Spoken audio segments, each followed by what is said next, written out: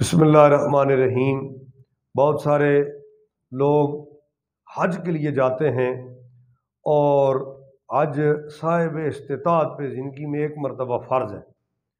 کچھ ایسے احباب جن کے پاس حج پر جانے کے لیے پیسے نہیں ہیں، بڑی تڑپ ہے، ان کی خواہش ہمیشہ رہتی ہے، دعائیں کرتے ہیں، آنسو بہاتے ہیں کہ کاش ہم بھی حج کے لیے جاتے۔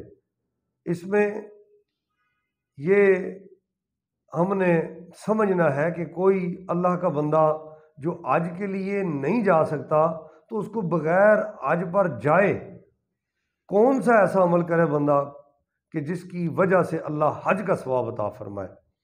حضرات محترم، نبی علیہ السلام کے پاس سامعین و ناظرین ایک بندہ آیا، عرض کی یا رسول اللہ صلی اللہ تعالی علیہ وسلم، میں جہاد پہ جانا چاہتا ہوں۔ نبی علیہ السلام نے فرمایا تیری ماں زندہ ہے؟ عرض کی یا رسول اللہ ماں زندہ ہے۔ آپ علیہ السلام نے فرمایا جا ماں کی خدمت کر۔ فرمایا اس کی خدمت کے طفیل اللہ تجھے حج کا بھی ثواب عطا فرمائے گا، عمرے کا بھی ثواب عطا فرمائے گا، اور اللہ تجھے جہاد کا بھی ثواب عطا فرمائے گا۔ اللہ تبارک و تعالی ہمیں سمجھنے کی توفیق عطا فرمائے۔